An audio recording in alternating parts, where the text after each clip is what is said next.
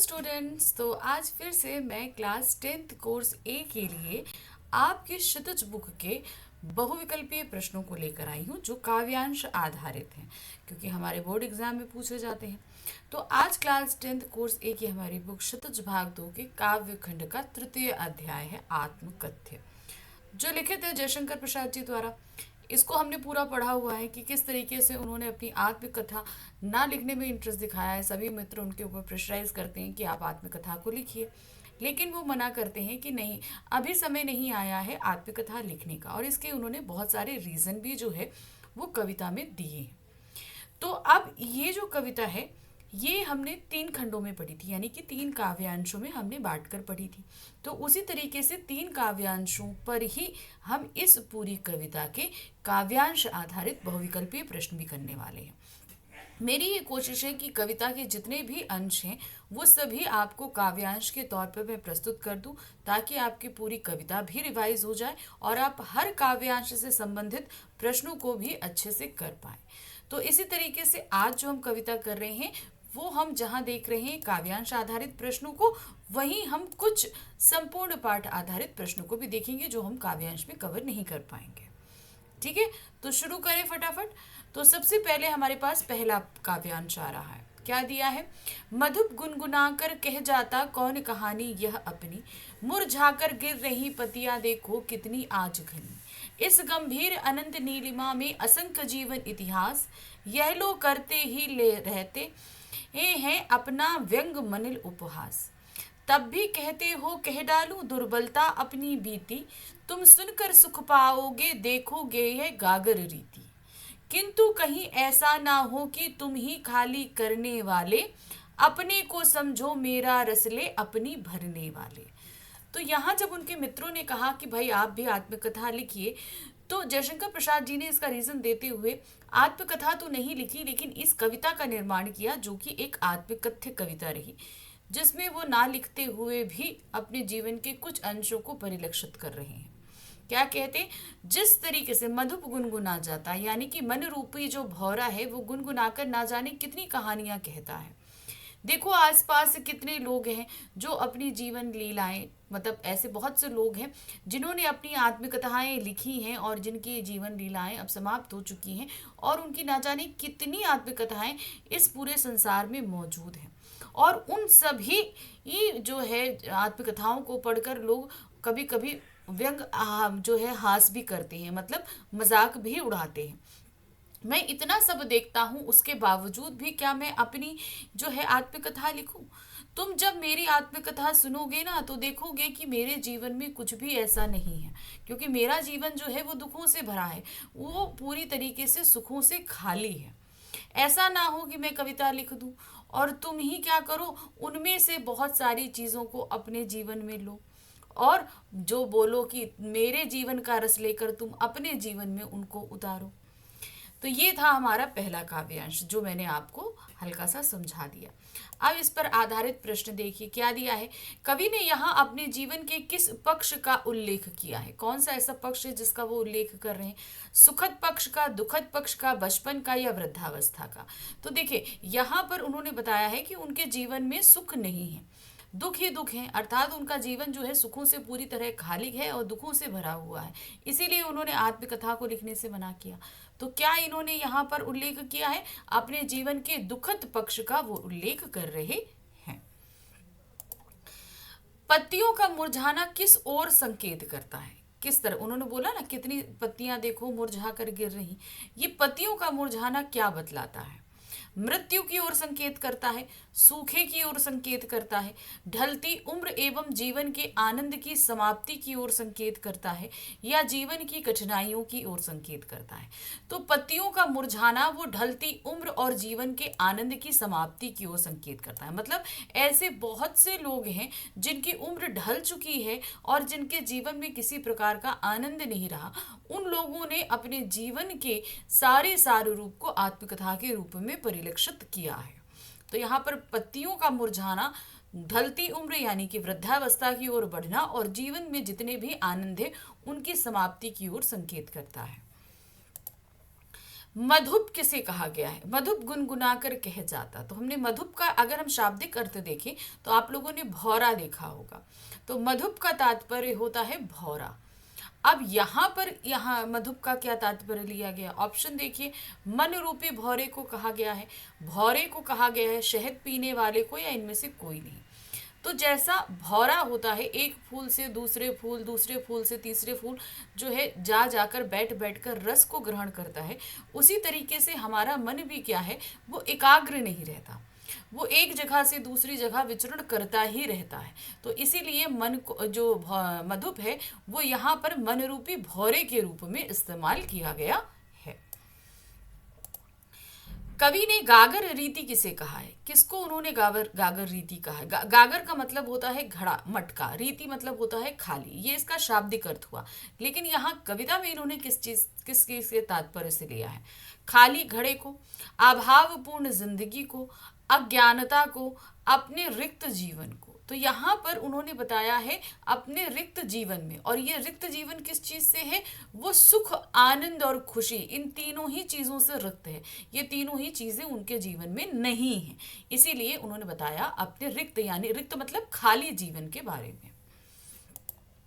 Next question है, कवि ने असंख्य जीवन इतिहास किसे कहा है? अब इन्होंने अभी बोला ना असंख्य जीवन इतिहास, वो कि अब यहाँ असंख्य मतलब होता है जिसकी गिनती ना करी जा सके, जीवन मतलब हमारा, और इतिहास मतलब जीवन इतिहास मतलब हो गया आत्मकथा।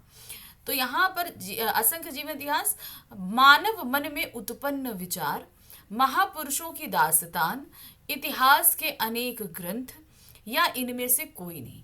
तो यहाँ असंख्य जीवन इतिहास में है महापुरुषों की दास्तान, यानी कि ऐसे यहाँ पर बहुत सारे महापुरुष हैं जिनकी दास्तान, जिनके जीवन इतिहास आत्मकथा के रूप में मौजूद है। अब हम आते हैं अपने दूसरे काव्यांश पे। यहाँ क्या दिया है, उसके आगे की कविता का अगला भाग है, यह विडंबना अरी सरलते तेरी हंसी उड़ाऊं मैं, भूले अपनी यह प्रवंचना औरों की दिखलाऊं मैं, उज्जवल गाथा कैसे गाऊं मधुर चांदनी रातों की, अरे खिलखिलाकर हंसते होने वाले उन बातों की, मिला कहाँ वह सुख जिसका मैं स्वप्न देख कर जाग गया, आलिंगन में आते आते मुस्काया कर जो भाग गया, जिसके अरुण कोपलों की मतवाली सुंदर छाया में, अनुरागनी ऊषा लेती थी निज सुहाग मधुमाया में। तो अब यहाँ पर कहते हैं कि अरे यह विडंबना मतलब ये बहुत ही मुश्किल काम है या दुख भरा काम है कि अरे सरलते तेरी हंसी उड़ाऊं मैं, अर्थात वो अपनी उस प्रेयसी या पत्नी के बारे में कहते हैं कि मैं उसके बारे में बताऊं और उसकी हंसी उड़ाऊं, मतलब मैं अपने उन निजी पुलों को जिन्होंने मुझे सुख दिया, मैं उनकी अगर लिखूं तो यहाँ पर क्या है, वो सारी चीज़ें सबके सामने उजागर हो जाएंगी और लोग उसको देखेंगे और हंसी उड़ाएंगे। भूली अपनी या प्रवंचना औरों की दिखलाऊं मैं अपनी तकलीफों को भूल जाऊं और दूसरों की दिखलाऊं, अर्थात मैं अपने बारे में ना लिखकर अपने जीवन से जो जुड़े हुए लोग हैं जिन्होंने मुझे सुख प्रदान किया, मैं उनके बारे में ही बतलाऊं। उज्जवल गाथा कैसे गाऊं मधुर चांदनी रातों की। अब वहां पर ये बता रहे हैं कि जो उनकी प्रेयसी या पत्नी के साथ जो समय बीता वो उनका सबसे मधुर समय था। तो कहते उन समय की बातों को मैं कैसे बतलाऊं, उस समय की गाथा को उन्होंने उज्जवल गाथा कहा है कि किस तरीके से मेरा जो प्यार था वो कुछ समय के लिए ही मेरे साथ था और मुझे उस समय ऐसा लगा कि सारा जीवन वो मेरे साथ रहेगा। मैं ये सोच ही रहा था कि स्वप्न के मानित वो सपना छन्न से टूट गया और जो मेरे पास था वो आते आते मुझसे बहुत दूर चला गया, अर्थात उनकी पत्नी या प्रेमिका जो है उनके जीवन से बहुत दूर चली गई। ये नहीं उन्होंने मेंशन किया कि उन्हें छोड़कर चली गई या हमेशा के लिए इस दुनिया से चली गई, बस वो दिखाया कि वो चली गई। फिर वो कहते हैं कि उनकी जो प्रेमिका थी वो बहुत ही सुंदर थी। प्रातःकालीन से पहले जो उषा का समय होता है वो भी अपनी लालिमा उनकी प्रेयसी के गालों की लालिमा से लिया करती थी। तो इसका तात्पर्य है कि उनकी प्रेमिका जो है वो बहुत ही सुंदर थी। अब इस पर आधारित प्रश्न देखिए, विडंबना में छिपा अर्थ क्या है? दुर्भाग्य, निराशा और उपहास दोनों, छल या कातर। तो विडंबना का मतलब होता है कि ना हम निराश हैं ना ही हम खुश हैं और उन दोनों का ही हम बखान नहीं कर पा रहे, ये सबसे बड़ी मजबूरी है। तो यहाँ पर विडंबना का जो अर्थ छिपा है वो है निराशा और उपहास। मतलब हम अपनी बात अगर बोलेंगे तो हम अपने निजी जीवन को खोल रहे हैं, इसकी निराशा है, और उसको देखकर लोग उपहास उड़ाएंगे, ये एक तकलीफ है। आगे नेक्स्ट क्वेश्चन देखिए क्या है। उज्जवल गाथा कैसे गाऊं, पंक्ति में निहित अलंकार को स्पष्ट कीजिए। अब यहाँ पर कौन सा अलंकार है, वो क्या बोल रहे हैं, उज्जवल गाथा कैसे गाऊं। अब वो यहाँ पर अपने जीवन की जो सुखद पल थे उनको कैसे बयां करूं, इसका प्रश्न कर रहे हैं। तो सीधे सीधे यहाँ पर इसका मतलब है वो प्रश्न कर रहे हैं। तो इस प्रश्न की वजह से यहाँ पर अलंकार होगा आपका प्रश्न अलंकार। देखिए दृष्टांत अलंकार इसलिए नहीं क्योंकि यहाँ पर कोई चीज दिखाने की कोशिश नहीं करी जा रही। उपमा अलंकार नहीं है क्योंकि यहाँ किसी की एक चीज से दूसरे से तुलना नहीं करी जा रही। उत्प्रेक्षा इसलिए नहीं है क्योंकि सपोज करने के लिए कोई चीज कही नहीं जा रही। लेकिन यहाँ पर क्या बात कही जा रही है कि वो कैसे इस बात को व्यक्त करें, तो इसलिए यहाँ पर प्रश्न अलंकार होगा। अगला प्रश्न है, कवि कैसा स्वप्न देखकर जाग गया। किस तरह का स्वप्न उसने देखा और वो जाग गया। डरावना, सुखद स्वप्न, दुखद स्वप्न, या ऐसा स्वप्न जिसकी उन्हें प्राप्ति ही नहीं हुई। तो यहाँ पर उन्होंने एक ऐसा स्वप्न देखा जिसकी उन्हें प्राप्ति नहीं हुई, अर्थात अपनी वो प्रेयसी का स्वप्न उन्होंने देखा था कि वो जीवन भर साथ रहेंगी, लेकिन वो तो रही नहीं। तो वो ऐसा स्वप्न था कि उन्होंने ये सोचा था कि हम बुढ़ापे तक साथ रहेंगे, लेकिन वो तो पहले ही चली गई। तो इस तरीके से उन्होंने उस सपने की बात करी जो कभी पूर्ण ही नहीं हो पाया, जो उन्हें प्राप्त ही नहीं हो पाया। मुस्कायाकर का प्रयोग किस प्रकार का है, किस तरह का प्रयोग है ये। छायावादी प्रयोग है, ठेठ बनारसी प्रयोग है, या खड़ी बोली का प्रयोग है, या अवधि प्रयोग है। तो मुस्कायाकर जो है ये ठेठ बनारसी शब्द जो शब्दावली है उसका प्रयोग किया गया है। बनारस रीजन में इस तरह के शब्दावली का इस्तेमाल किया जाता है। कवि के अनुसार उषा अपनी लालिमा किससे लेती थी, यानी कि प्रातः से पहले जो उषा का समय होता है वो किससे अपनी लालिमा लिया करती थी कविता के अनुसार। तो वो उनकी कवि की प्रेमिका से लिया करती थी। तो क्या है, सूरज कवि की प्रेमिका से, राधा से, या सीता से। तो सही ऑप्शन है कवि की प्रेमिका से वो सारी लालिमा लिया करती थी। नेक्स्ट जो हमारे पास में काव्यांश संख्या तीसरी है यहाँ पर, उसकी स्मृति पाथे बनी थके पथी की पंथा की। सीवन की उधेड़ कर देखो क्यों मेरी कंथा की, छोटे से जीवन की कैसे बड़ी कथाएं आज कहूँ। क्या ये अच्छा नहीं कि औरों की सुनता मैं मौन रहूं, सुनकर क्या तुम भला करोगे मेरी भोली आत्मकथा, अभी समय भी नहीं थकी सोई है मेरी मौन व्यथा। तो यहाँ क्या कह रहे हैं कि जो उनकी जीवन संगनी थी उसकी यादें जो हैं उनके इस जीवन में उसी प्रकार उनका सहारा है जिस प्रकार एक थके पथिक के लिए छाया उसका सहारा होती है। उसकी थकान मिटाने के लिए जो बैठ जाता है वो छांव में, उसी तरीके से इस जीवन की भाग दौड़ दुखों से जो है वो भाग कर अपनी प्रेमिका की यादों में ही उन्हें वो सुकून और शांति मिलती है। सीवन की उधेड़ कर देखोगे क्यों मेरी कंथा की, अर्थात मेरी जो जीवन है, कंथा अर्थात उनका जो बीता हुआ जीवन है जिसमें उन्होंने बोला कि कुछ भी नहीं है, उसको तुम याद कर कर क्या पाओगे, उसके बारे में जानकर तुम क्या पाओगे। छोटे से जीवन की कैसे बड़ी कथा, अभी तो मेरा जीवन बहुत छोटा है, अर्थात मैंने अपने जीवन में ऐसा कुछ भी हासिल नहीं किया जिसे मैं बता सकूं, तो इसीलिए उन्होंने अपने जीवन को छोटा कहा है। मैं अपने इस छोटे से जीवन की बड़ी कथाओं कैसे कहूं क्योंकि मैंने कुछ ऐसा किया ही नहीं है। क्या अच्छा नहीं कि औरों की सुनता मैं मौन रहूं, क्या ये अच्छा नहीं है कि मैं औरों की आत्मकथाओं को पढूं, उनसे सीखूं और अभी मैं चुप रहूं क्योंकि अभी वक्त नहीं है मेरी आत्मकथा लिखने की, क्योंकि अभी मेरे जीवन में जो तकलीफ है जो दुख है वो कहीं सोए पड़े हैं। सोए पड़े का तात्पर्य है यहाँ पर कि वो अभी चुप हैं, अगर मैं उनको कुरेदूंगा तो मुझे ही तकलीफ होगी, तो इसलिए अच्छा है कि मैं चुप रहूं और औरों की सुनता मैं शांति से पड़ा रहूं। अब इसके आगे की हमारे जो इसी जो हमने ये काव्यांश पढ़ा इस पर आधारित हमारे पास प्रश्न है। क्या कवि अपने जीवन की सुखद स्मृति को किस रूप में देखना चाहता है। पाथे अर्थात जीवन का एक सहारा के रूप में, दुखी कर देने वाले पल के रूप में, अपनी पत्नी के रूप में या अपनी प्रेयसी के रूप में। तो वो अपने जीवन की जितनी भी सुखद स्मृति है उसे अपने जीवन का एकमात्र सहारा मानते हैं। पथिक के लिए जैसे जो है छांव एक सहारा होती है, उसी तरीके से वो अपने प्रेयसी के जो सुखद पल हैं उन्हें अपने जीवन का एक सहारा यानी कि बाधे मानते हैं।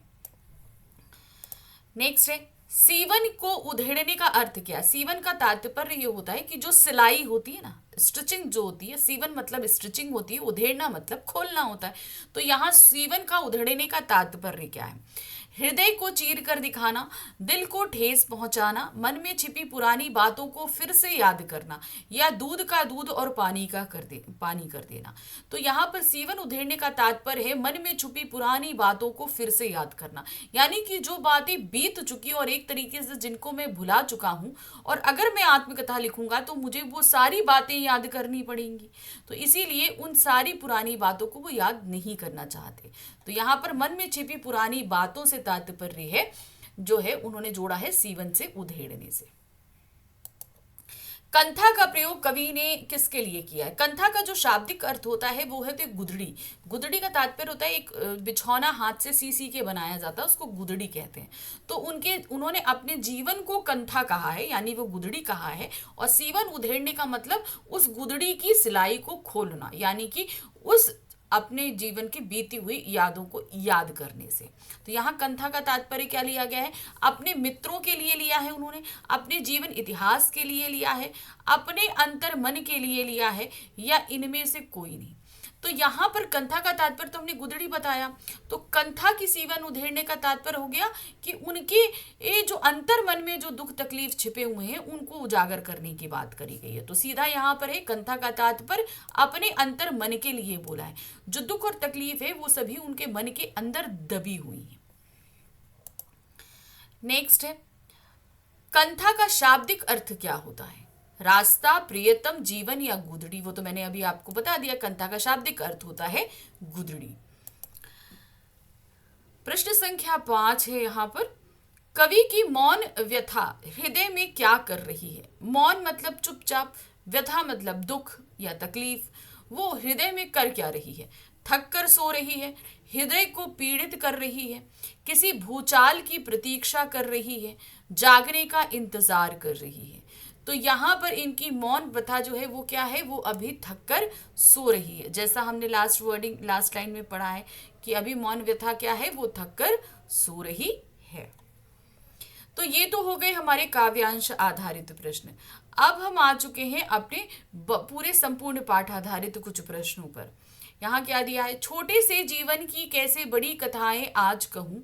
इस पंक्ति में जयशंकर प्रसाद के स्वभाव के बारे में क्या पता चलता है। जब ये पंक्ति हम पढ़ते हैं तो जयशंकर प्रसाद जी के हम किस तरह के स्वभाव के बारे में जान पाते हैं। ऑप्शन देखिए, वे बड़े कवि नहीं थे, वे बहुत विनम्र थे और उनको अहंकार छू तक ना गया था। उन्होंने अभी अभी साहित्य जगत में कदम रखा था, वे अपने आप को बड़ा साहित्यकार समझते थे। तो यहाँ पर उनकी इस लाइन पंक्ति से तात्पर्य है कि वे अभी बहुत ही ज्यादा विनम्र हैं और अहंकार उन्हें छूकर भी नहीं गया है। मतलब कहते ना हम लोग कवि बन जाते तो एक एरोगेंस आ जाता, वो एरोगेंस उनके अंदर नहीं आया था। नेक्स्ट है, अंत में कवि किस निष्कर्ष पर पहुंचे। ये कविता जो हम पढ़ रहे हैं इसके अंत में कवि किस निष्कर्ष पर पहुंचे थे। आत्मकथा लिखने के लिए, आत्मकथा ना लिखने के लिए, कहानी लिखने के लिए, या इनमें से कोई नहीं। तो अंत में वो निश्चय करते हैं कि अभी आत्मकथा लिखने का समय नहीं आया, कि अभी मैं आत्मकथा नहीं लिखूंगा। आगे है, उज्जवल गाथा में निहित प्रतीकार्थ स्पष्ट कीजिए। यहाँ पर उज्जवल गाथा में जो प्रतीक के रूप में इस्तेमाल किया गया है इसका अर्थ क्या है, किस प्रतीक के रूप में लिया, किसके प्रतीक के रूप में लिया गया है। इसके प्रयोग से कवि का अलगाव भाव प्रकट होता है। इस प्रयोग से कवि प्रेम और अपनत्व का भाव प्रकट होता है। इस प्रयोग से पता चलता है कि वे भौतिक सुखों में लिप्त थे, वे किसी को अपने बारे में कुछ बताना नहीं चाहते। तो उज्जवल गाथा का तात्पर्य है कि कवि जो है प्रेम और अपनत्व का भाव प्रकट करें, मतलब उनके जीवन में भी कभी प्रेम और अपनत्व रहा है, इस बात को वो प्रकट कर रहे हैं और जिसे वो बहुत ही अच्छे पल मानते हैं। तो इस बात से ये प्रतीकार्थ निकलता है। फिर है आपके पास में आत्मकथ्य कविता की भाषा शैली किस तरीके की है। प्रतीकात्मक है, संस्कृत निष्ठ है, गूढ़ है या उपयुक्त सभी है। तो यहाँ पर ये सारी है, यानी कि प्रतीक के रूप में भी कई चीजें, जैसे सीवन उधेड़ना है, कंथा है, उज्जवल गाथा है ये, और मुरझाई पत्तियां हैं, तो बहुत सारे प्रतीकात्मक हैं। संस्कृत निष्ठ भाषा है, बहुत सारे शब्द ऐसे हैं जो संस्कृत निष्ठ लिए गए हैं, जैसे कंथाई शब्द ले लीजिए। गूढ़ है, गूढ़ का मतलब हुआ कि जो है एक शब्द के अंदर कई अर्थों को हम देखते हैं। तो यहाँ पर उपर्युक्त सभी तरह की इनकी भाषा शैली है। फिर आते नेक्स्ट, आत्मकथ्य कविता की भाषा किस तरीके की है। वर्णात्मक शैली है, विवेचनात्मक शैली है, आत्मकथ्यात्मक शैली है, इनमें से कोई नहीं। अब देखिए यहाँ पर जयशंकर प्रसाद अपनी आत्मकथ्य लिख रहे हैं, ठीक है, यानी कि वो अपने जीवन के बारे में बता रहे हैं। तो अगर खुलकर लिखा जाता है गद्य साहित्य में तो वो आत्मकथा होती है, लेकिन यहाँ उन्हें कविता के रूप में प्रस्तुत कर दिया है। तो सीधे है वो अपने बारे में ही लिख रहे हैं, मैं शब्द का इस्तेमाल हुआ है, तो सीधे सीधे यहाँ पर आत्मकथ्यात्मक शैली में ये लिखा गया है। अरे सरलते के प्रयोग से कवि का क्या भाव प्रकट हुआ। यह विडंबना अरे सरलते, तो इसका यहाँ पर अरे सरलते से क्या तात्पर्य निकल रहा है। अपनत्व का भाव है, विद्वेष का भाव है, अनासक्ति का भाव है, या निर्लिप्तता का भाव है। तो यहाँ पर अरे सरलते से अपनत्व का, क्योंकि अरे सरलते उन्होंने किसके लिए बोला है, उस स्त्री के लिए जिसको वो बहुत ही ज्यादा प्रेम करते थे। तो वही उसकी गाथा को उन्होंने ही उज्जवल गाथा कहा है। तो यहाँ पर अपनत्व, जिसको वो अपना मानते थे, उस भाव के लिए, उसके लिए उन्होंने अरे सरलते शब्द इस्तेमाल किया है। कवि अपनी आत्मकथा लिखने के बजाय क्या करना चाहता है। वो आत्मकथा नहीं लिखना चाहता, तो करना क्या चाहता है। दूसरों की आत्मकथा सुनना चाहता है, हंसना चाहता है, रोना चाहता है, खुश रहना चाहता है। तो सही क्या है, वो अभी अपनी आत्मकथा नहीं लिखकर वो दूसरों की आत्मकथा को सुनना चाहता है। कवि के सरल स्वभाव के कारण किसने धोखा दिया है। अब उनका स्वभाव बहुत सरल था, तो उनके जीवन में बहुत से ऐसे लोग हैं जिन्होंने धोखा दिया। वो कौन लोग थे। उनके संबंधियों ने दिया, प्रेमिका ने दिया, मित्रों ने दिया, या इनमें से कोई नहीं। तो उनके इस सरल स्वभाव की वजह से उनके बहुत से मित्रों ने उनको जो है धोखा दिया है, जिसकी वजह से उनका उल्लेख भी वो अपनी आत्मकथा में नहीं करना चाहते हैं। कविता में थका हुआ पथिक कौन है। जो बहुत थका है वो पथिक कौन है। कवि की प्रेमिका है, कवि के मित्र हैं, कवि है, या इनमें से कोई नहीं है। तो यहाँ पर कविता में थका हुआ पथिक जो है वो खुद कवि है। कौन है, जो खुद कवि है वो थके हुए हैं। कवि का जीवन किसके समान एक छलावा है। मृग मरीचिका के समान, जादू के समान, स्वप्न के समान, या सुख तथा प्रसन्नता के समान। तो कवि के जीवन किसके समान छलावा है, एक स्वप्न के समान, क्योंकि कि उन्होंने जिस तरह के जीवन को सोचा था वो सिर्फ एक सपना मात्र रह गया और सपने की तरह ही वो टूट गया। तो इसलिए उन्होंने अपने जीवन को एक स्वप्न के समान छलावा बताया है। तो यहाँ पर ये सभी प्रश्न यहाँ समाप्त हुए। देखिए मैं ज़्यादा एमसीक्यूज लेकर तो नहीं आ रही, लेकिन जो आपके काव्यांश आधारित रहते हैं मैंने कोशिश करी है ज़्यादा मैक्सिमम में वो दूँ आपको, ताकि आप पूरी तरीके से काव्यांश को समझ सकें और उससे संबंधित प्रश्नों को भी हल कर सकें। तो इसी तरीके से आगे और भी अध्याय को लेकर आऊँगी। तो मिलते हैं अगली बार। Thank you for watching. Bye bye.